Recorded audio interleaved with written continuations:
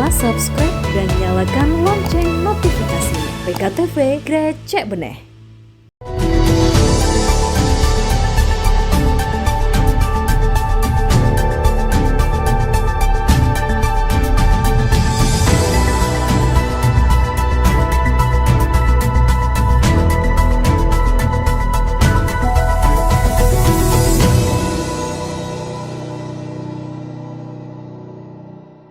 Assalamualaikum warahmatullahi wabarakatuh. Apa kabar Anda pemirsa? Senang sekali berjumpa lagi bersama saya Rahmat Alita di program Dewan Menyapa. Dan pada kesempatan kali ini saya sudah bersama dengan salah satu anggota DPRD Kota Bontang di Komisi 3 yaitu Bapak Haji Abdul Malik. Sebelumnya kita akan sapa dulu beliau. Assalamualaikum Pak Malik. Apa kabar Pak? Waalaikumsalam warahmatullahi wabarakatuh. Alhamdulillah sehat-sehat, baik-baik selalu dan selamat datang di kantor DPRD di Bontang. Oke Pak, baik Pak, saya ingin ngobrol lumayan panjang nih karena akan Pak Malik nanti ingin saya kulik nih cerita tentang masa kecil sampai akhirnya nanti bisa duduk di kursi dewan di 3 periode ini Pak ya, sudah Pak ya? Iya. Oke, baik, langsung saja Pak, saya ingin bertanya Bapak Abdul Malik ini apakah memang asli dari Kota Bontang atau seperti apa, bisa diceritakan? Baik, terima kasih. Saya Abdul Malik, kalau aslinya kelahirannya di Kota Ponorogo. Jawa Timur. Ya. Demikian halnya pendidikan yang kami jalani yang banyak di Kota Ponorogo, Jawa Timur. Ya. Ini kalau secara sepintas saya dari 11 bersaudara. Oh, lumayan banyak Pak ya. Bersaudara gitu. Tim sepak bola Pak. Betul. Dari 11 bersaudara itu yang laki-laki 7, kemudian yang perempuan 4. Bapak di nomor 9. Berapa ini Pak? Saya di nomor 2. Nomor 2. Dari 11 bersaudara itu.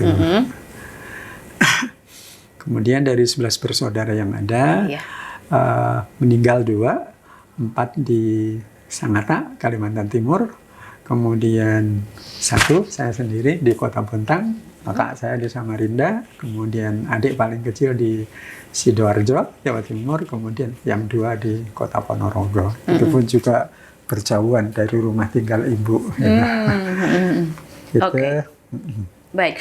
Kemudian kenapa akhirnya bisa sampai Kota Bontang ini Pak? Dan keluarga juga, kakak adik juga pada berpencar semua ini Pak? Jadi begini, saya pertama juga tentu bersyukur Allah karuniakan seorang orang tua, ya, ayah yang saya pikir cukup visioner. Kami selalu mengatakan, ayah kami adalah guru kami. Kami dari 11 bersaudara itu ya hidup dalam satu rumah. Ya kalau secara aset halaman rumah depan, kemudian halaman rumah belakang, kebun. Kemudian untuk menopang kegiatan hari-hari yang lainnya, Bapak adalah sebagai guru Madrasah Sanawiyah Negeri, PNS. Gitu. Di Ponorogo sana ya Pak? Kalau kenapa saya katakan ayah saya guru saya? Ayah saya adalah seorang yang visioner gitu. Pada anak-anak mereka ditanamkan cita-cita. Ya mungkin bahasa orang tua itu demikian. Saya tidak akan membesarkanmu untuk menjanjikan harta, karena kami juga nggak punya, katanya. Tetapi kami akan berusaha maksimal membesarkan kalian dengan ilmu, dan dengan ilmu itulah engkau buka, ibaratnya rumah, engkau buka kuncinya dan setelah itu silahkan berkembang. Gitu. Nah, khusus kepada saya dulu waktu selesai tamat MTS juga dikasih tantangan. Yeah. Dari keluarga ayah, berarti kakak adik ayah kan itu ya. Dulu kakekmu bercita-cita ada yang bisa sekolah ke Gontor, gitu ya. Ada yang bisa sekolah ke Gontor. Yeah. Nah, ayah tidak sampai selesai karena harus membiayai diri sendirinya dengan keyatimannya itu, kemudian jam kegiatan di Gontor itu kan 24 jam padat. Gitu. Sehingga bapakmu nggak selesai, tapi masih punya cita-cita. Maukah? Ini tantangan ke saya. Bapak akan punya tekad, salah satu di antara putra Bapak bisa ke Gontor. Ya tantangan itu, tapi tantangannya bla bla bla bla bla. Saat itu bukan suatu beban Pak untuk Pak Mali saat itu Pak? Ya, bagi saya saat itu cita-cita, saya juga malah berpikir, ini serius kah ayah saya ini? Karena menghidupi kami untuk sekolah, untuk kuliah anak itu, yang jelas secara alas dasarnya punya cita-cita, gitu aja ayah saya. Tapi dia ngasih tantangan yang cukup luar biasa bagi kami. Yeah. Pak, memang sudah dianukah? Kalau kami betul ke Gontor, kalkulasi anggaran biaya ini. Dia baru cerita di depan rumah kami itu kan halaman rumah belakang depan ya mungkin karena tanahnya subur ya saat itu ada pohon pisang Ambon itu saat itu mungkin ada 10. Bapak sampaikan, ini 10 pisang Ambon ini kalau matang masak ini untuk SPP kakak kamu. Ini pohon kelapa di depan belakang rumah ada sekitar 7 pohon kelapa. Ini yang tua, pohon kelapa 1, 2 ini untuk SPP kembaran kamu. Saya kembaran. Oh, ada kembarannya Pak ya. Terus pohon kelapa yang ini untuk SPP kamu. Sudah dihitung Sudah ini per pohon dihitung. ini Pak. Nah, kemudian yang di belakang ini, yang ini ke 5, ke 6, ke 7 pohon kelapa itu untuk adikmu.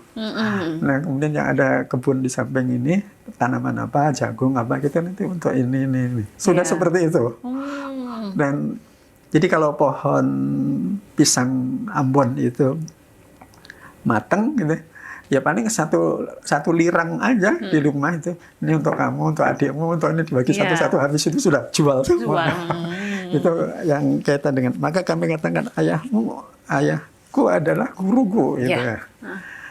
Kemudian tantangan untuk mau masuk ke Gontor kan, kalau berarti kamu harus berani minta izin langsung. Saya sewaktu itu sekolah MTS-nya di Pondok Pesantren Wali Songo.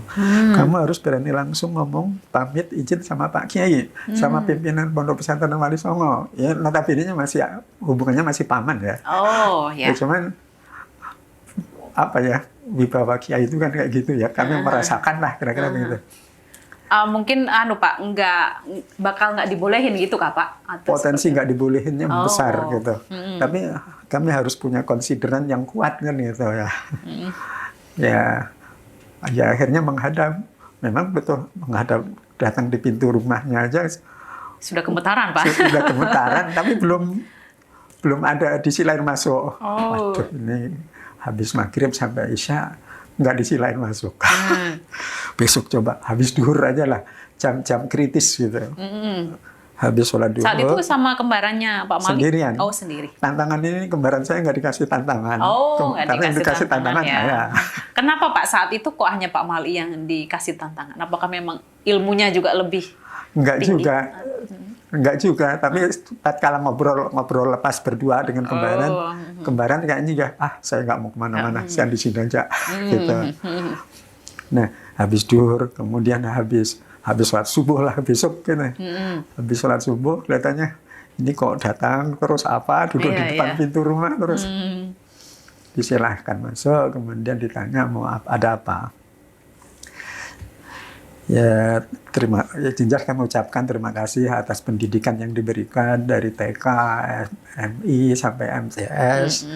Ini menyampaikan sebenarnya ayah punya cita-cita. Salah satu anaknya ada yang selesai di Gontor karena ayah sendiri nggak selesai di Gontor dengan kondisi keyatimannya saat itu. Nah, ditanya yang lain-lain, ya ringkasnya ditandatangani surat itu, kemudian diizinkan gitu. Jadi masuk ke Gontor tahun 1982. Dapat izin itu sudah senang sekali Pak ya? Sudah senang sekali menyelesaikan satu tantangan tembok. Tembok berat. Betul. Dan akhirnya selesai pendidikan kami di Gontor. Ya waktu itu juga ini ayah juga sempat tanya sih, kamu nanti kalau selesai ke Gontor mau kemana? Toh di rumah ya asetnya segini ini aja.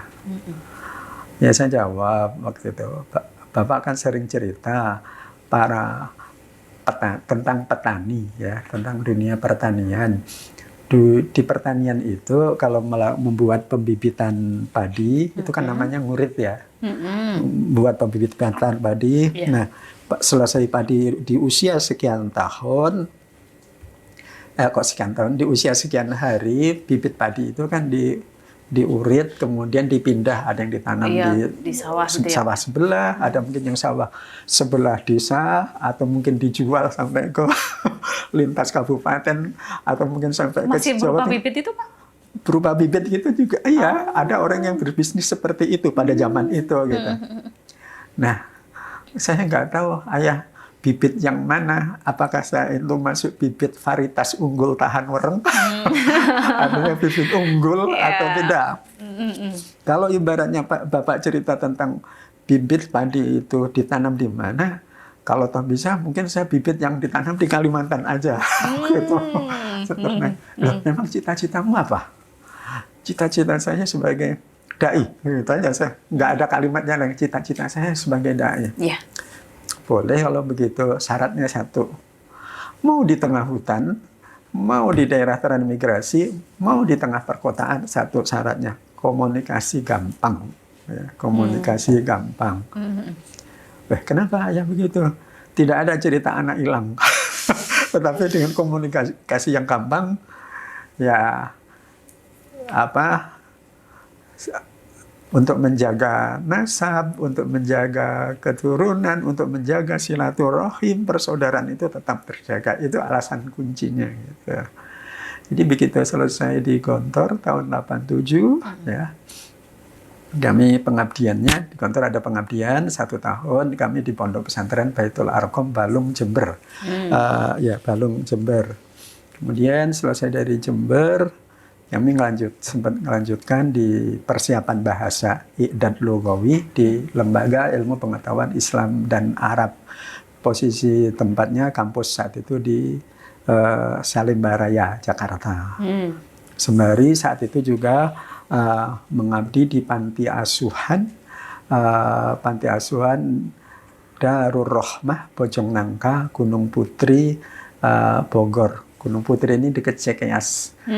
Ya dulu jadi saya biasanya kalau pramuka, pembina pramuka kan ya, camping, cross country, ya nggak jauh dari lokasinya Pak SBY, jauh sebelum Pak SBY jadi presiden kan.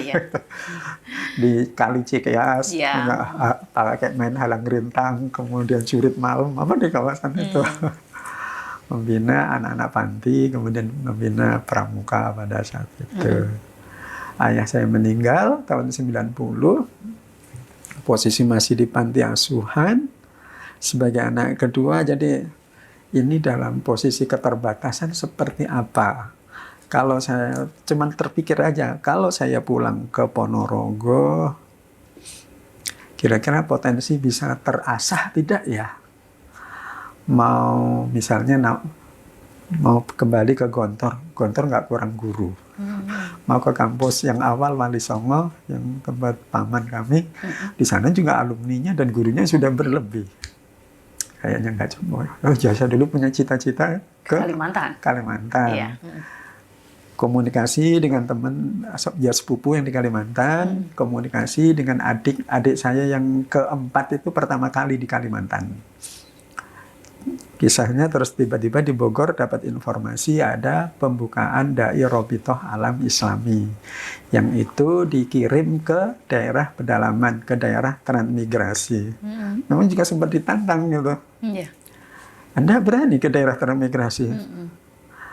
Ya saya cuma jawab aja satu, selama saya ketemu komunitas manusia. Komunitas manusia, di situ ada air, di situ ada kehidupan. Terus kenapa? Bukannya pelajaran, ya salah satu pelajaran yang kami dapatkan kan, safir tajid iwadon amman tufarikuhu fansob fa inna ladzidal aishi fin nasobi.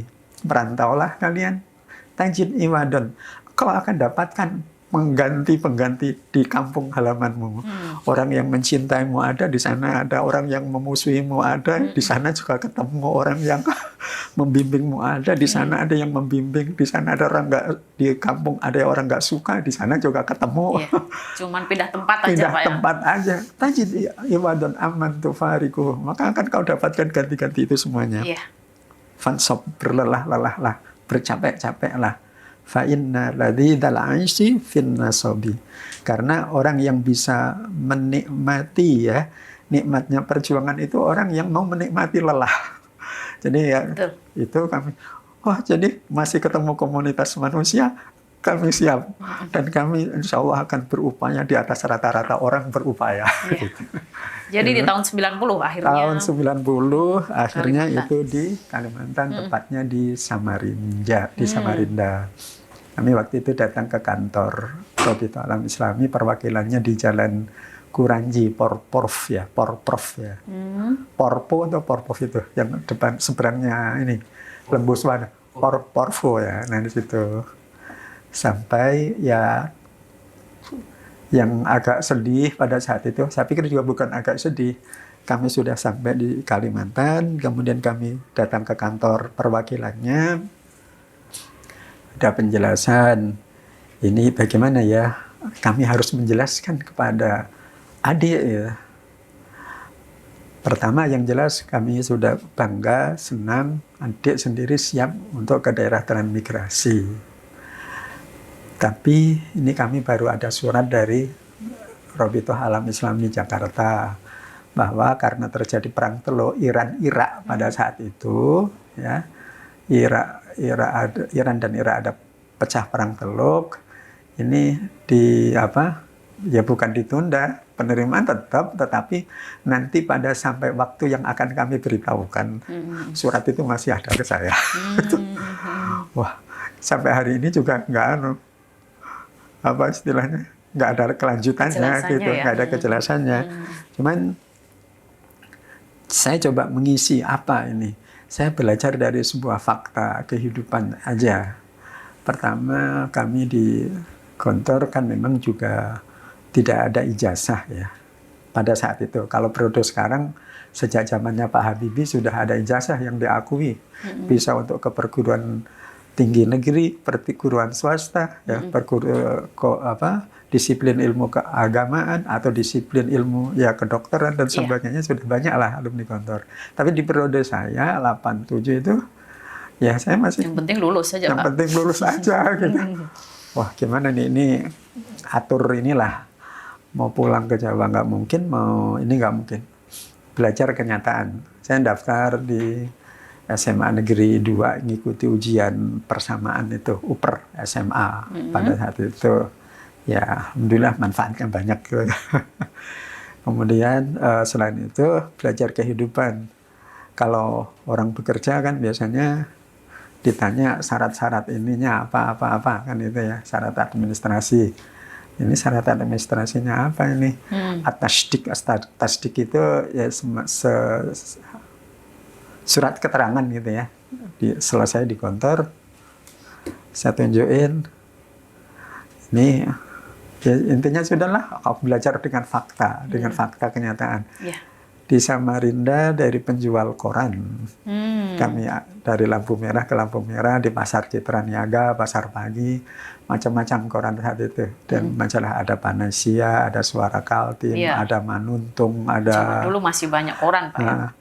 Yang saya saat itu tidak mau ditawarin dan untuk menjualkan kalau swadesi, terus apa itu kan dulu ada kan zaman-zaman Porkas itu, zaman-zaman Porkas ini kan koran ya kami memahami koran perjudian kan. Wah ditawarin, ini untungnya banyak mas, ini enggak, aku nggak mau jualin.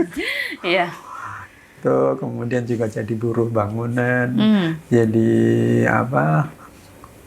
beli plastik, maksudnya dari plastik, jualan plastik ya, plastik kresek, kemudian plastik setengah kilogram gula, 1 kilogram gula, berbagai macam jenis plastik. Kami dari modal jual koran dan tadi buruh bangunan, keliling naik sepeda di sekitaran pinggiran kota Samarinda saat itu.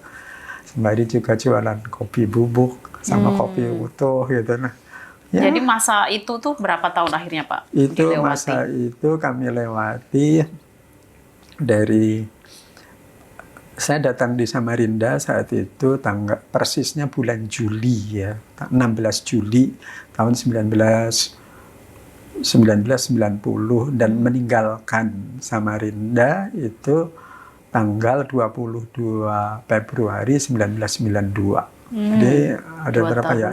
Ya 2 tahunan kurang gitu ya. Tapi berjalannya ya 2 tahunan gitu. Dan ya di situ fakta-fakta di lapangan, oh ini ya kalau jadi ini. Meskipun di sana kami juga ditawarin untuk menjadi guru gitu. Saya belum siap, belum mau untuk jadi guru.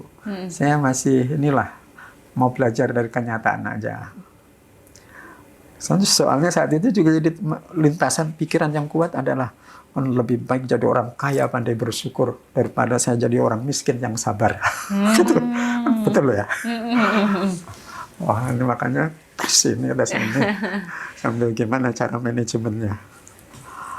Ya ujungnya jatuh sakit lah gitu ya. Jatuh sakit, dirawat di ruang IGD. Saat itu keluarganya ada, Pak? Adik saya ada. Oh, sama adik ya. Nah, di ruang IGD itu ada 17 hari. Ruangannya berdampingan dengan ruang jenazah. Oh. Gitu. Jadi setiap hari Saat itu sakit apa, Pak? Kayaknya mungkin super capek, semuanya dikerjain sendiri. Semuanya dikerjain sendiri. Kata dokter sih tipes gitu ya. Iya, kecapean itu, Pak. Kecapean ya. Kata dokter tipes. Tapi yang jelas pelajaran hari-hari ngelihat mayat. Ada mayat yang apa? Tanpa sekat, Pak? Ya, sekat dinding, tapi kan pintunya kan kayak pintu ini kan sama pintu sebelah kan deket. Dan kami yang di bangsalan terbuka itu. Iya. Satu ruangan itu kalau nggak keliru 8 orang yang sakit dan itu tidak ada apa itu? Tirainya gitu, Pak? Tirainya nggak ada. Oh. Ada yang masuk ke ruangan bangsalan saya, tiba-tiba muntah darah, terus meninggal. Kan dibawa ke ruang jenazah langsung kan? Iya. Itu ada 3 di ruangan. Oh, iya. Giliran ngelihat dari jendela gitu, apa itu? Jenazah masuk ke ruang lewat sebelah gitu. Saya kayak dapat teguran gitu. Anda dulu datang ke sini ngapain? Maksudnya datang ke bumi Kalimantan ini apain niat Anda gitu. Kok tiba-tiba pengen jadi pengusaha gitu. Tiba-tiba pengen jadi pengusaha. Anda kan mau jadi dai gitu. Saat itu sudah hilang ya, Pak, cita-cita ke Kalimantan itu apa itu? Enggak, cita-cita enggak hilang, cita-cita masih gitu ya. Cuman fakta yang kenyataannya ya, tiba Pak. di kantor perwakilan, kita baru tiba di Kalimantan, ke kantor perwakilan dibilang sakit itu. Nah, akhirnya ya itulah di jeda waktu sampai nunggu surat yang belum ketahuan sampai kapan itulah maka berlatih usaha. Padahal saat itu juga sudah ditawarin ngajar di sekolah ini, sekolah itu gitu. Sembari pengembangan diri yang lainnya. Mungkin karena masih kekeh dengan itu ya dikasih Allah sakit.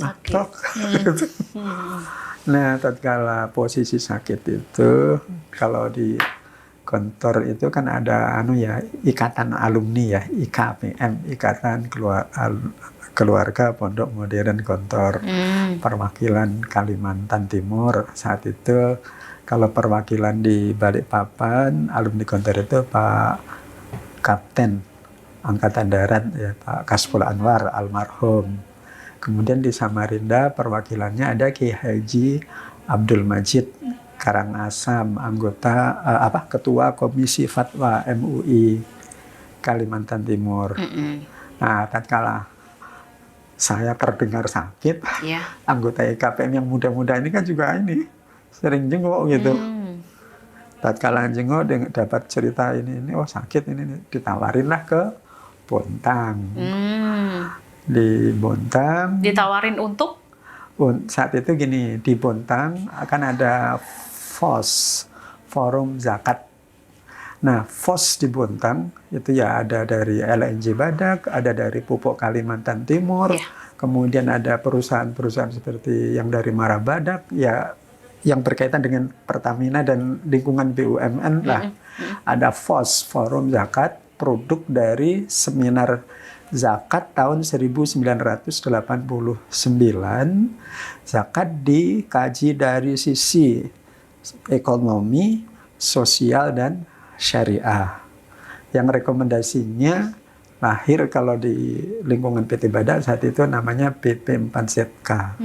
Badan Pengelola Pelaksana Project Pilot Zakat Komprehensif Dan dari BP4ZK ini pemberdayaan zakatnya lebih pada pemberdayaan zakat produktif, gitu ya, pemberdayaan zakat produktif. Jadi peserta didik pelatihan, misalnya pelatihan welder, itu ada sampai 9 angkatan, pelatihan teknisi komputer sampai 6 angkatan, pelatihan small engine untuk mekanik itu sampai 12 angkatan, pelatihan mekanik untuk alat-alat berat itu sampai 5 angkatan ya. Kemudian pelatihan menjahit, pelatihan ini semuanya didanai dari dana zakat, infak, sedekah itu. Jadi pemberdayaan produktif. Nah, saat itu mencari siapa yang untuk menjadi tim seleksi, kemudian pembinaan mental, kan di asramakan. Jadi posisi masih sakit saat itu, masih di IGD ditawarin. Nantilah kalau sudah sehat seperti apa. Yeah. Boleh nggak melihat ke Bontang gitu. Boleh, justru di yang pihak sana, maksudnya pihak Bontang mau interview, mau seperti apa. Ya akhirnya tahun 92 di bulan Januari saat itu. Pindah ke Bontang sudah Pak? Belum, Oh, belum. Mas kami dia datang ke Bontang. Suruh ngelihat aja. Dan kayak sembari di interview, kayak dijajaki, ditakar gitu kali ya. Isi pikiran saya itu apa sih? Gitu. Nah, setelah didiskusi panjang, ini hari ini diskusi dengan ini di sini. Yeah. Ya dari pemahaman tentang zakat, pemahaman tentang pemberdayaan aset umat ya, harta umat lah gitu ya. Kemudian sisi pendidikan formal, non formal, diskusi panjang gitu. Akhirnya masuk Pak? Akhirnya masuk ke kriteria, tapi saya juga belum mau berangkat. Gitu. Ini di Januari gitu ya. Sebentar, saya tetap perlu istikharah. Selain itu juga saya lagi sudah ngerintis usaha di Samarinda. Ini harus ini. Tawarannya juga menjadi kepala juru parkir juga saat itu. Kan lumayan juga jadi kepala juru parkir ini di Masjid Raya Pasar Pagi itu, Darussalam itu, Citra Niaga. Sudah hampir deal gitu. Rupanya ini juga ditegur lagi sama Pak Abdul Majid almarhum, sama juga Pak Kapten Kasful Anwar almarhum. Anda dulu cita-citamu apa? Gitu. Ya, kami juga lagi kan bincang-bincang untuk merintis pesantren saat itu di sana, di posisi pesantrennya di Teluk Dalam. Sudahlah kalau yang itu sudah ada yang mikirin, sana aja. Berangkatlah akhirnya tadi itu, tepatnya tanggal 22 Februari tahun 1992, naik bis Damri, turun di Terminal Bontang, tepat jam 2 juga. Angka besarnya angka 2. Oke, baik. Nanti saya ingin tanya lagi panjang lebar Pak, setelah ada di Bontang, bagaimana perjalanan kehidupan seorang Pak Malik ya, tapi saya ingin jeda terlebih dahulu. Baik pemirsa, kita akan lanjutkan perbincangan kita dengan Bapak Abdul Malik, tapi sesaat lagi Dewan Menyapa.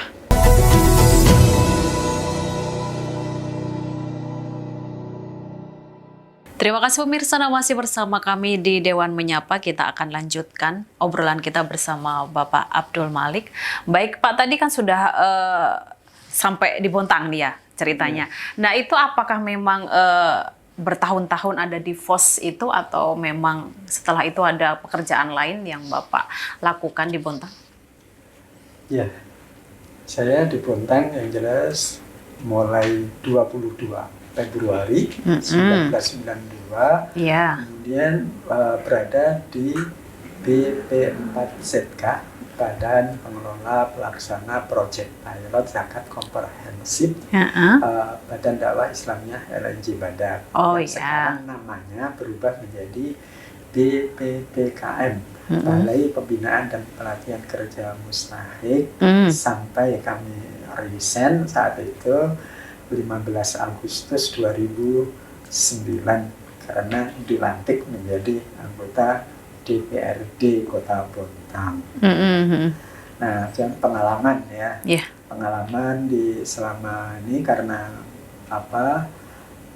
kegiatan pelatihan itu kolaborasi antara FOS, Forum Zakat, ya dalam hal ini BP4ZK bersama Balai Latihan Kerja Industri Samarinda, yang jelas maka pesertanya semuanya didanai dari dana zakat, dana infak, dari dana sodakoh, ya karyawan PT Badak itu, ya termasuk dari dana infak masjid pada saat itu. Tapi secara manajemen keuangan kami nggak tahu. Tapi tugas saya, tugas saya adalah menyeleksi siapa calon peserta.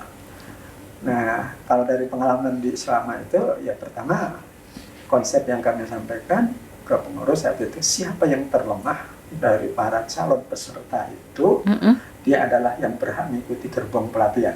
Misalnya mekanik alat berat pendaftarnya 200 calon peserta, yang dibutuhkan cuma 21. Ini kan juga nyeleksi paling tersulit kehidupannya, gitu ya. Tersulit kehidupannya kan juga tidak mudah, gitu. Kami juga tidak mau dalam bayang-bayang orang kuat, gitu ya. Maksudnya orang-orang kuat yang menitipin. Iya, gitu. betul. Kalau ada orang menitipin, saya temuin langsung. Kalau dana zakat ini salah alamat, Bapak yang tanggung jawab. Kalau hasil seleksi kami begini, konsiderannya 1, 2, sampai 10, kami ini. Wah, kalau begitu saya nggak berani Pak Maju. Meskipun punya potensi menekan saya. Atau saya karena urusannya zakat, uang zakat ini Pak ya. Dan ya rupanya malah dipercaya dengan berani gitu. Dan itu dari setiap pelatihan, jadi untuk ketua seleksi peserta kami diamanin itu. Kalau kaitan pelatihan nanti juga ada yang sudah ini. Dan kolaborasi ini sebenarnya cukup bagus ya, karena dari kolaborasi ini juga bisa berkembang berikutnya sampai kepada pemagangan Jepang ya. Ada sampai sekitar 7 angkatan ya. Dan memang seleksinya cukup ketat gitu ya. Tapi tatkala masih pelatihan itu seleksi mental juga sudah ini. Nah, untuk seleksi mental kan anak didik harus percaya sama instruktur. Kami juga kasih masukan kepada BP4ZK harus pinter baris per baris. Instrukturnya pernah dari Dan Arhanud Rudal, dari Kodim, dari Polres Kota Bontang. Setiap pelatihan harus ada itu.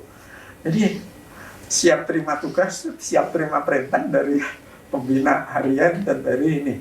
Siap tepat waktu pada jam sholat gitu ya. Itu situ. Nah, kalau dari sisi pendidikan kerohanian, kami punya target demikian saat itu.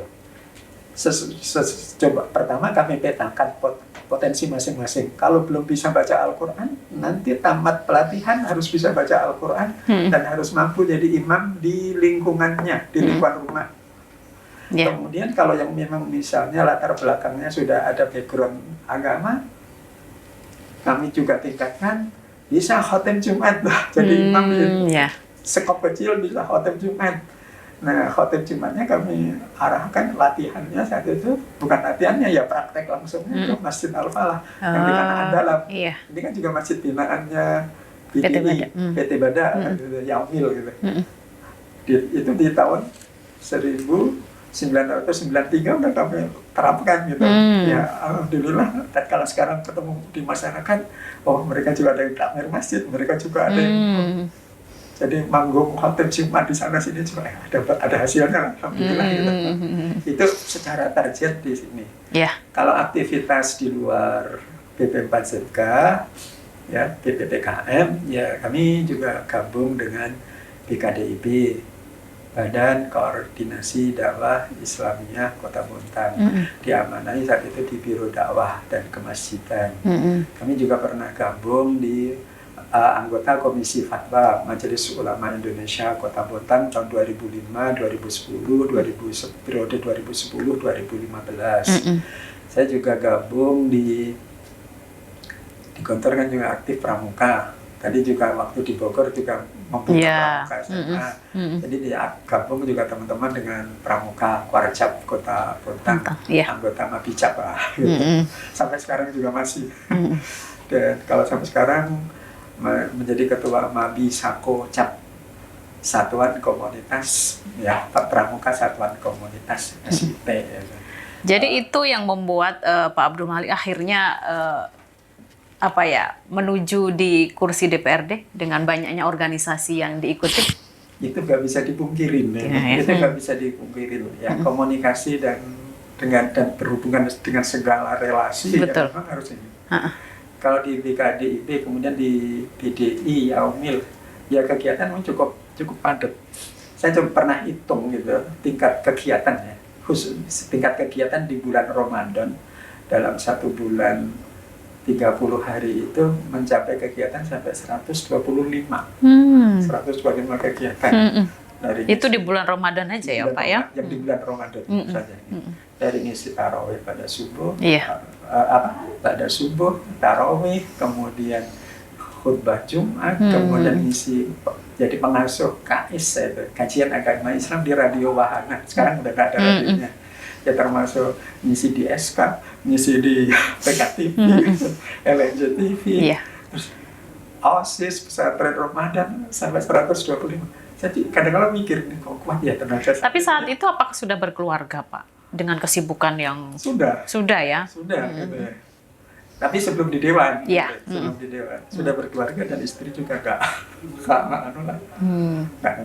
nuntut ya. Monggo gitu. Seperti itu. Oke, baik. Saat itu Pak, akhirnya di 2009 ya, jadi duduk di kursi Dewan saat itu Pak ya.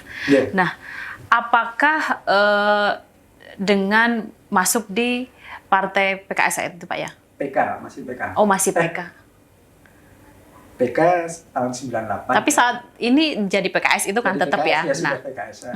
Nah, itu apakah memang dari keinginan seorang Pak Abdul Malik untuk memang ingin terjun di politik dan menjadi anggota DPRD atau ada dorongan dari teman-teman seperti itu? Untuk di DPRD saya kembali niat saya ke Kalimantan kan dakwah ya. Ya sebagai dai ya menemui fakta-fakta di lapangan ya, diskusi misalnya dengan teman-teman PKP RMI. Saya nggak masuk pengurus PKP RMI, tapi kepada perintisnya PKP RMI di Kota Bontang, misalnya dengan almarhum Pak Khairul Umam, masa-masa bujang sama-sama bujang, banyak diskusi gitu ya. Ya termasuk dengan salah satu perintisnya Pak Nabahan dari KUA saat itu, termasuk juga saat ini Pak Harno di PKS. Persoalan-persoalan sosial itu rumusan-rumusan strategisnya memang nggak mungkin kalau hanya lewat ormas-ormas saja. Tapi rumusan strategisnya yang memang ada di parlemen atau di dinas-dinas. Sehingga dari gambaran itu ya saat itu ditawarin untuk dicalonkan gitu. Ya dengan Bismillahirrahmanirrahim ya akhirnya kami terima dengan niatan ya, dan mudah-mudahan Allah tetap menjaga niatan kalau tatkala kami di Dewan itu adalah untuk memperluas ruang kebaikan dan mempersempit ruang ini. Tapi prinsipnya adalah memperluas ruang kebaikannya ya. Dengan membahas perda-perda dan selanjutnya. Misalnya kalau secara perda tentang keagamaan, misalnya perda tentang zakat, perda tentang wakaf, perda tentang penyelenggaraan ibadah haji, kemudian hak-hak publik ya, misalnya perda tentang perhubungan, ya ternyata saling mengisi gitu. Nilai-nilai moral, nilai-nilai keagamaan nggak perlu dimasukkan. Oke, baik. Setelah 3 periode ini Pak ya, duduk di kursi Dewan dan sekarang ada di Komisi 3 Pak. Apa yang menjadi fokus utama yang dibahas ataupun yang dikerjakan di Komisi 3 ini Pak dengan anggota yang lain? Kami sedang fokus demikian ya, dia berkaitan dengan mitra kerja Komisi 3 diantaranya kan adalah PO, Perkim, yang ini bersinggungan langsung kepada persoalan-persoalan penanggulangan banjir salah satunya. Kota Bontang ini kan kalau berbicara banjir, korbannya kan hampir 1/3 penduduk Kota Bontang. Betul. Dan secara kawasan yang daerah aliran Sungai Das itu meliputi ya 3 kecamatan, mungkin kalau kelurahannya sekitar 8 atau berapa gitu ya. Nah tekadnya seperti apa? Ya fokus kami di Komisi 3 salah satunya adalah penanggulangan banjir. Yang kami sedang awasi ya, controlling lah gitu secara fokus. Salah satunya adalah master plan penanggulangan banjir. Kenapa master plan penanggulangan banjir? Kalau mundur beberapa bulan kan sempat ribut ya antara eksekutif dengan legislatif. Seakan-akan legislatif mengganjal. Dari forum ini saya jelasin, Pak. Di rancangan awal sebelum dibahas RPJMD 2021-2026 ditegaskan di situ rancangan awal master plan banjir itu bukan tahun 2021 sebelumnya sudah, tetapi di tahun 2022, dan untuk master plan itu butuh waktu 1 tahun gitu ya. Butuh 1 tahun sesuai dengan keadaan cuaca, hujan, panas dan sebagainya itu untuk menghasilkan master plan. Penjelasan PU sendiri seperti itu. Kalau itu dipaksakan 2021 dalam waktu 3 bulan nggak tuntas. Nah, maka salah satu fokusnya tentang master plan itu. Sampai hari ini kami jujur aja, kami sayangkan 2 kali kami ngundang PU, progresnya seperti apa master plan. Sampai hari ini 30 November PU belum mendatangi undangan kami di Komisi 3 untuk progres master plan ini di sisa waktu 1 bulan ke depan. Untuk RDP-nya Pak atau? Bukan RDP ya, ini kan ini bertahap terus kan gitu, sampai kemana kan gitu. Oh, progresnya itu belum ada masuk gitu ya. Kenapa ini kami pelototin ya, dan kami Komisi 3 menganggap sangat penting, karena di master plan ini ada hubungannya dengan Raperda penanggulangan banjir.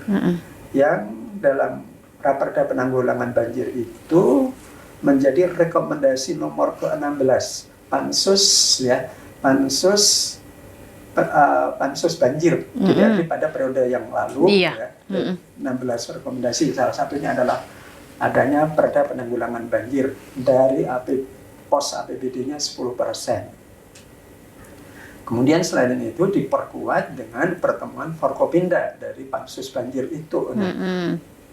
Bahan baku yang dalam dinamika pembahasan antara Komisi 3 dengan pemerintah, isi di dalam perda itu mengakomodir dari produknya master plan. Kalau hari ini master plan belum bisa, maka pembahasan Raperda tentang banjir ya otomatis bergeser kan? Iya, betul. Otomatis bergeser. Maka sampai kapan? Tetap kami tunggu nih. Tetap kami tunggu. Bu Sekda pun sudah kami minta hadir untuk memberikan ketegasan itu. Ya. Nah, ini maka master plan itu yang kami kawal. Selesainya kapan? Isi yang akan dimasukkan ke dalam Perda penanggulangan banjir itu apa aja, berapa pasal dan apa aja fokusnya kan itu, sehingga yang kami kawal juga kedua berikutnya adalah Perda penanggulangan banjir itu, sehingga harapan kami bisa menjadi guidance panduan pemerintahan ke depan untuk siapapun nanti ya pemimpin Kota Bontang. Penanggulangan banjir itu roadmap-nya gitu, jelas gitu, terukur, terstruktur gitu. Tapi kalau dari Komisi 3 sendiri Pak, untuk penanggulangan banjir sendiri Pak, apakah memang sudah ada masukan ke OPD terkait harusnya seperti ini loh gitu, dan memang masukan juga dari aspirasi masyarakat tentunya yang terdampak itu Pak? Kalau masukan banyak ya, dari sidak titik ini, sidak titik ini, titik sidaknya diurut dari hulunya ya, di gunungnya sana gitu sampai kepada pintu masuk Bontang, kemudian ke bawah sampai ke muara laut ada gitu. Kemudian dari misalnya folder ini folder itu ada gitu. Kemudian evaluasi DED yang dulu seperti apa sampai kepada yang strategis ya kan di Perda penanggulangan banjir dan komnya kan intinya di master plan dan Perda penanggulangan banjir. Iya, sebenarnya memang semuanya sudah terstruktur ya, sudah ada Pak, yang tinggal menjalankannya ini sudah seperti apa gitu kan ya, menunggu dari DPR. Dan DPRD mengawal terus gitu. Ya, mengawal. Katakan sampai lubang semut akan kami kejar. Pemerintah harus, kalau misalkan tidak setuju apa alasannya? Iya. Kalau tidak bisa dilaksanakan, konsiderannya yang masuk di akal, masuk alasannya sesuai dengan aturan apa gitu. Sehingga penanggulangan banjir ini adalah hadirnya pemerintah kepada warganya Ya. yang sepertiga wilayah terkena dampak banjir itu. Oke, baik. Kalau seperti ini Pak Mali sendiri bagaimana sih melihat pemerintahan di Bontang sendiri dengan banjir aja kok nggak selesai-selesai nih penyelesaiannya? Satu masalah aja nggak selesai-selesai Pak gitu. Jadi apa Pak Mali bagaimana melihatnya ini? Ya, kalau pada kuncinya kan sebenarnya political will. Ya. Kuncinya adalah political will. Ya. Adanya pansus banjir, kemudian adanya pertemuan Forkopimda, kemudian adanya Raperda penanggulangan banjir. Ini political will yang seimbang, sejajar bersama pemerintah DPRD, dan momentum ini sangat sulit gitu. Ya, momentum ini sangat sulit gitu. Kalau ini misalnya ada salah satu yang nggak setuju, wah, dampaknya juga masyarakat. Akhirnya nggak Yang selesai jelas, juga Pak ya? Yang jelas Komisi 3 mengawal terus gitu ya. Gimana sampai di mana? Sampai di lubang semut kami kejar untuk ini. Positifnya air Bontang itu kan sebenarnya kan air bahan baku, air bersih kita ini kan bermasalah, kurang gitu ya. Kalau instalasi PDAM-nya untuk air ke perumahan, pemukiman dan sebagainya, untuk ke kawasan industri sudah bagus. Cuman bahan bakunya gitu lah. Yeah. Dan 3 bahan baku itu kan sumbernya di mana? Saat ini kan air bawah tanah terus. Tatkala air bawah tanah terus disedot, ya kalau pemerintah pusat, pemerintah provinsi Mangkunegaran menginisiatifi salah satunya Waduk Marangkayu, yang itu hasil bendungan nanti airnya menjadi bahan baku air bersih Kota Bontang, salah satunya selain pertanian di lingkungan Marangkayu. Tapi ini progresnya sampai kapan? Terakhir sih kami, ya meskipun bukan di wilayah. Tapi sudah ada diusulkan juga untuk ke situ, sudah. Pak? Kendalanya peraturan Menteri Keuangan dan peraturan Mahkamah Agung yang belum ini, yang sedang dicarikan solusi oleh pemerintah pusat. Ini kayaknya progresnya sudah mulai jalan. Ini bahan baku pertama, harapannya kayaknya paling secara regulasi dan ini paling memungkinkan di situ. Kalau dari bahan baku yang kedua, dari Waduk Sukarahmat yang pernah kami dengarkan dari presentasi Bapelitbang Provinsi, itu pun kalau dikerjakan nanti tahun 2036. Kapan gitu? Itu baru mau dikerjakan, Pak ya. Perencanaannya belum ada juga. Iya, masih wacana-wacana. Nah, wacana dulu. Saya menganggap wacana-wacana. Nah.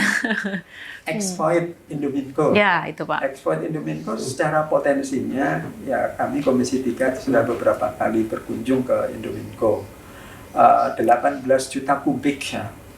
18 juta kubik itu kan juga potensi yang sangat besar. Kalau beberapa kali rapat dengan PDAM berkaitan dengan percepatan air permukaan, ya kebetulan karena air ini juga persoalannya di mitra kerja Komisi 3, kebutuhan Kota Bontang itu 1 tahun 15 juta kubik untuk seluruh penduduknya, dan ya termasuk kebutuhan kepelabuhan dan sebagainya 15 juta kubik setahun. Nah, kalau ada potensi 18 juta kubik 1 tahun nggak digunakan apa gitu? Iya. Apa alasan misalnya bekas tambang bla bla bla bla. Iya, gitu. betul. Di KPJ itu 200 liter per detik, itu juga eks tambang. Di Bukit Pariaman Tenggarong, PDAM-nya juga exploit. Dan ada 3 titik ya di wilayah ini pemerintah Kutai Kartanegara. Kayaknya belum juga yang menggunakan exploit belumnya gitu. Tapi kalau di Bontang masih bermasalah untuk bagus enggak air bekas tambang itu Pak gitu ya? Kenapa kok sampai air ini? Itu yang jelas kalau yang menjawab para ahli lah Iya. Tapi Indominco sendiri pakai air mana? Iya itu Pak. Untuk konsumsinya. Apakah pakai sumber bawah tanah ke anak? Tapi kayaknya dari exploit. Iya juga Pak. Di lingkungan perusahaan Indominco, Pama, Pitadin gitu. Kok nyatanya siap-siap? Ya itu Pak. Oke, baik. Selanjutnya Pak, kalau di Komisi 3 selain banjir, apa yang saat ini masih gencar dibahas ini, Pak? Kami di antara hal yang kami plototin ya masalah rumah masa depan ya. Maksudnya rumah masa depan itu kuburan. Kuburan ya. Gitu. Ini lewat media ini kami sampaikan. Kami juga minta political will pemerintah lah. Salah satunya agar pemakaman Muslim Kecamatan Bontang Barat. Itu difasilitasi lah gitu ya. Itu difasilitasi lah. Gitu. Rencananya mau di sebelah mana ini, Pak? Nah, kalau rencana di sebelah mana yang jelas kami Komisi 3 itu sudah ngundang berapa kali. Tetapi kembali political will-nya pengadaan lahan itu adalah pertama kepada dinas terkait, berarti dinas pemukiman. Iya. Kalau Komisi 3 sudah kami dari Forum RT Muslim sewilayah Telihan khususnya, kemudian ke daerah lain sudah melakukan rapat dengar pendapat. Musrembang tingkat kelurahan di Telihan sudah berapa kali, 3 kali lebih. Gitu. Artinya di Musrembang kelurahan muncul. Direses dari tempat ke tempat, gitu ya. Direses dari tempat ke tempat. Muncul juga itu, Pak. Di ujung Kanaan, di ujungnya Telihan, di Belimbing, itu juga muncul. Yeah. Kemudian juga tatkala Musrembang tingkat kecamatan juga muncul, Musrembang tingkat kota muncul. Dapat dibayangin Musrembang itu, saya pernah ngikuti Musrembang di Kelurahan Belimbing. Usulan dari RT masuk ke kelurahan itu ada sampai 135 usulan. Dari 135 usulan di kelurahan kan diperes. Tinggal berapa belas gitu ya. 15 kalau nggak keliru dibawa ke kecamatan. Di 15 usulan masih diperes lagi. Tingkat kota tinggal 3. Ini silang piro. Tapi masih ada itu, Pak, untuk itu masih ada gitu. Ya termasuk lahan pemakaman ini usulan berjenjang ada gitu. Tapi sampai hari ini kembali political will. Dinas terkait mau ngusulin enggak gitu. Nggak perlu ditutup-tutupin gitu. Kami di Komisi 3 udah ngingetin terus ya. Termasuk ngingetin pemakaman Tanjung Laut itu sudah tumpang tindih. Sampai ada yang 3, ada yang 4. Gitu. Artinya lahan sempit. Populasi penduduk sudah ini. Pisangan juga sudah mulai ini. Bontang Kuala kalau perluasan ada juga sampai merobohkan rumah. Merobohkan artinya rumah diwakafkan, rumahnya dirobohkan terus dijadi lahan pemakaman gitu ya maksudnya. Kemudian di Pulau Tuan pemakamannya juga sudah mulai penuh. Guntung, baik Guntung yang masuk pemerintahan Kota Bontang, kemudian Guntung yang berada di wilayah Kutim, ya artinya untuk masyarakat Guntung sebagian mungkin Pulau Tuan bisa mengarah ke sana. Pulau Tuan yang pemakaman Lempake ya, yang di atas itu juga sudah sempit. Bontang Barat masa nggak dikasih kesempatan, suruh ke Kilometer 5 itu, Pak, ya? Kilometer 5 itu inisiatif masyarakat ya? Iya, karena sudah bukan wilayahnya Bontang, Pak, ya? Bukan, maksud saya dulu itu inisiatif masyarakat. Kalau saya tidak salah yang mempelopori takmir Masjid Baitur Rahman, Pupuk Kaltim bersama ini warga. Tapi dari pihak kabupaten sebelah membolehkan, Pak, ya itu? Ya, saat itu mungkin belum pemekaran kan, Bontang masih kota administratif kan udah jauh waktu gitu ya. Tapi seiring dengan adanya dinamika pemekaran Kutai menjadi Kutai Timur, Kutai Barat, Bontang, Mahulu, ya sudah selayaknya orang Bontang difasilitasi lah, khususnya orang Bontang Barat. Kalau saya timbul political will pemerintahan ya, kalau usulan berjenjang sudah, pembahasan sudah. Oke, baik. Terakhir, Pak, saya ingin bertanya harapannya Pak Abdul Malik ini, Pak, untuk Kota Bontang khususnya dengan berbagai dinamika masalah dan mungkin kalau dilihat juga hal positifnya Kota Bontang juga banyak gitu, Pak. Tapi untuk masukan dari Pak Abdul Malik sendiri apa, Pak? Untuk positifnya Kota Bontang banyak. Kalau yang saya sampaikan tadi kan bukan negatif kan? Bukan negatif, Pak. Masukan itu, Pak. Keluhan warga betul. Yang disampaikan lewat lisan anggota dewan kebetulan saya. Betul. Ya. Kalau potensi Kota Bontang, saya pikir Kota Bontang itu kota yang sangat luar biasa ya potensinya. kalau coba dipilah-pilah gitu ya, PKT dengan sekian wilayah dan dengan sekian kebijakan yang punya pengaruh kepada masyarakat, baik kepada pertumbuhan ekonomi, persoalan lapangan pekerjaan, kan itu ya.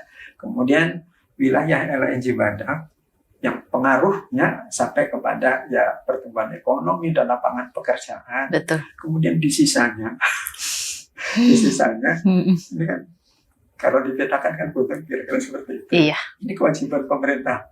Kalau rakyat Buntang nggak sejahtera, ada apa kan gitu? Ya harapannya semua potensi di Kota Buntang bisa dinikmati oleh seluruh masyarakatnya dan terumuskan dengan baik ya, lewat kebijakan-kebijakan yang ada, entah itu perda, entah itu perwali, dalam perwali dan terbukanya lapangan pekerjaan. Kemudian sisi yang lain yang juga perlu disadari bahwasanya Buntang kan tidak punya sumber daya alam, ya. Buntang tidak punya sumber daya alam, maka pembangunan kualitas SDM Kota Buntang ya, selain hak-hak dasar yang harus diterima oleh masyarakat, kami sih berharap pemerintah bisa merumuskan untuk berkaitan dengan keunggulan penduduk Kota Buntang, sehingga meskipun tidak punya sumber daya alam, tapi dengan SDM yang unggul, ya insya Allah dunia pekerjaan, dunia usaha sangat open dan sangat terbuka bagi SDM Kota Buntang. Anak putra-putri Buntang yang belajar ke luar, kemudian kembali ke daerahnya, yang insya Allah juga SDM-nya cukup unggul, ya, bisa difasilitasi untuk menumbuh kembangkan dan membangun Kota Buntang. Betul. Harapan yang lain, ini kalau kami cermati, satu hal yang baru di pemerintah Kota Buntang kaitan dengan hal urban farming ya. Dari sisi ketahanan pangan, ini cukup amanah RPJMD 2021-2026 yang berkaitan dengan urban farming. Ini tantangan bagi pemerintah sendiri. Tantangan dalam hal apa? Budaya industri di pertanian ini seperti apa dengan urban farming ini mestinya ini. Kami berharap program-program urban farming itu bukan sebatas nantinya sebagai, mohon maaf, program hiburan gitu, ngilangin stres, kemudian buat itu, tetapi ini bagaimana menjadi satu industri pertanian ya, dengan ruangan yang sangat sempit sesuai dengan Undang-Undang 23 tentang pemerintahan. Wilayah Kota Buntang itu daerah wajib pertaniannya kalau saya tidak keliru itu hanya 23 hektar gitu ya. Maka di dalam RPJMD di dalamnya ada urban farming itu gitu. Nah, urban farming jangan hanya di wilayah itu, tetapi urban farming bisa ditumbuh kembangkan di wilayah lingkungan ya, lingkungan perumahan, permukiman gitu. Sehingga, bisa perumah-rumah gitu Pak, diwajibkan ya, seperti itu. Sebisa mungkin begitu, tetapi kan perlu kajian ya, bertahap gitu ya. Kalau kajian dasarnya bagus, insya Allah kesananya bagus. Betul. Masyarakat industri, tetapi juga masyarakat yang memperhatikan ketahanan pangan. Dan itu sumbernya ada di dalam dari lingkungan tinggalnya. Mungkin gitu. Oke, baik Pak. Kalau saya bertanya ini Pak, selama sudah duduk di kursi Dewan sudah 3 periode ini Pak, apakah di dalam diri Pak Abdul Malik merasa bangga Pak bisa menjadi anggota DPRD Buntang Pak? Menjadi anggota DPRD yang jelas gimana ya? Saya dulu nggak kebayang ya. Tetapi saya ya mungkin karena aktivitas saya sebagai dai ya. Saya selama di Dewan ini yang terkesan banyak ustadz-ustadz yang sekarang sudah meninggal. Cuman ngasih nasihat saya itu seperti ini. Pak Malik sebagai ustadz, apa yang bisa diperbuat di anggota Dewan? Nasihat saya cuma satu aja. Cermati sejarah hidup masing-masing person anggota Dewan, apa pelajaran positif yang mereka berikan dan itu ikutin. Dan bagaimana endingnya setelah nanti tidak di dewan, itu pelajari dan ikutin. Gitu. Nah, saat kalau berbicara bangga atau tidak, ini mungkin relatif. Saya sih memahaminya ini adalah sebagai amanah tanggung jawab. Gitu. Amanah tanggung jawab, ya saya sih juga senantiasa berdoa produk-produk pemikiran yang muncul dari pribadi saya sebagai anggota dewan. Tatkala misalkan pikiran-pikiran itu ternarasikan dalam bentuk kalimat tulisan di pasal perda gitu, menjadi bagian amal jariah gitu. Betul. Ya kalau sekali lagi kalau ditanya bangga atau tidaknya saya nggak bisa jawab gitu. Cuman mudah-mudahan apa yang produk-produk pemikiran, produk-produk yang dari masyarakat ya yang tersampaikan lewat proses, ya mudah-mudahan bisa ini menjadi bagian amal jariah yang tidak bisa follow up, yang mudah-mudahan Allah memaafkan amanah itu. Ya, oke, baik. Untuk ke depan ini Pak, apakah akan mencalonkan lagi untuk di periode keempat? Yang jelas begini, saya seringkali jalan dari gang ke gang ya, termasuk di jalan-jalan tikus, termasuk di misalnya di RT sampai kanan itu sampai kuburan Katolik sana ketemu orang ini, ya warga selalu nyampaikan, Bapak harus maju gitu. Kalau saya nggak mau gimana? Tanya gitu. Enggak, Bapak harus maju gitu. Ini kami temuin di tengah ladang gitu. Di kampung Mas Darling misalnya, kampung Mas Darling yang dia jalan apa itu? Jalan pipa. Gitu. Di sebelah jalan pipa, saya sholat. Kadang-kadang Pak sholat maghrib, pernah sholat maghrib di sana, sholat isya di sana. Bapak harus maju. Tiba-tiba gitu Pak, yang langsung disuruh. Kami misalnya pernah diminta ngisi ini ceramah, syukuran ini misalnya selesai reses, kami selesai reses pengecoran jalan, kemudian syukurannya ya gelar ini aja, gelar terpal. Bawa nasi bungkus, gitu, duduk bareng, gitu. Ya ada yang komentar, Bapak wajib nyalon, gitu ya. Kalau saya jawab saya nyalon enggak lah, PKS nyalonin saya atau enggak? Tapi dari Pak Mali sendiri seperti apa? Kalau itu masih memberikan manfaat ya, ya Bismillah gitu ya. Saya terinspirasi nasihat seorang ini di Surabaya saat itu. Saya saat itu jenguk anak yang keempat sebelum berangkat KKN ke Nganjuk gitu. Tatkala naik Grab ngobrol ini,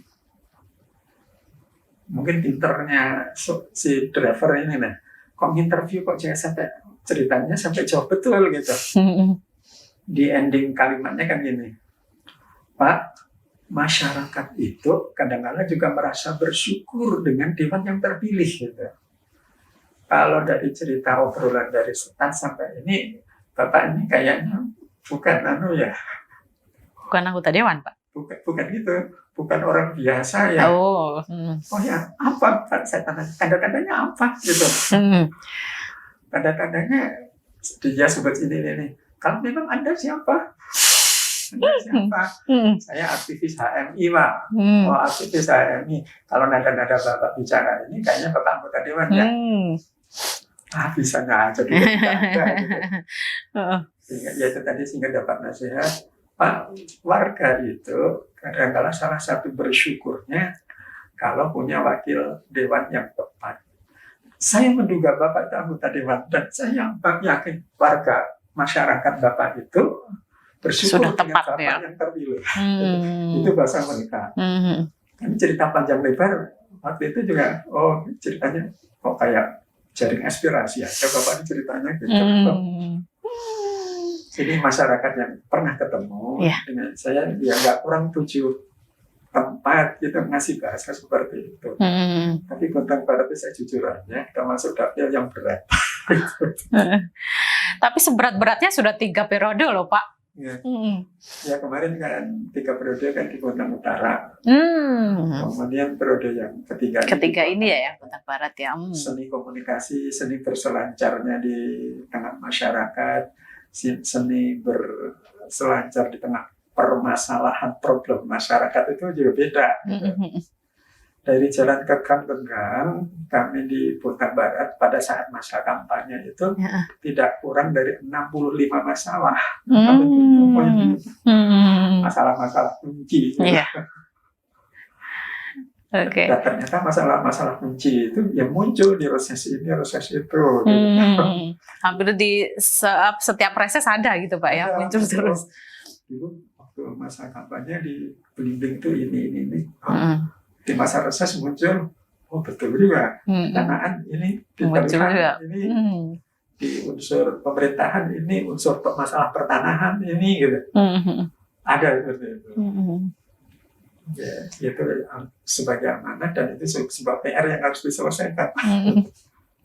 Oke, baik, terima kasih Pak Abdul Malik sudah cerita panjang lebar dengan saya di Dewan Menyapa. Semoga dengan kecemasan Pak Abdul Malik untuk maju di keempat periode ini nanti bisa dipermudah Pak ya di Bontang Barat Pak ya. Kalau saya sih tidak cemas. Tidak cemas ya. Beban amanah yang disebut warga itu. Ya, berdoa kalau Allah amanahi mudah-mudahan mampu. Iya. Kalau tidak diamanahi mudah-mudahan bisa diselesaikan oleh yang lain. Oke, baik. Semoga masyarakat mempercayakan lah kepada Pak Abdul Malik ya. Amin ya. Baik, terima kasih pemirsa. Demikian perbincangan saya dengan Bapak Abdul Malik. Kita akan berjumpa kembali di episode selanjutnya dengan anggota DPRD yang lain. Saya Rahmatalita dan seluruh kerabat kerja yang bertugas pamit undur diri. Terima kasih. Wassalamualaikum warahmatullahi wabarakatuh. Waalaikumsalam warahmatullahi wabarakatuh. Burung irian, burung cendrawasih, cukup sih.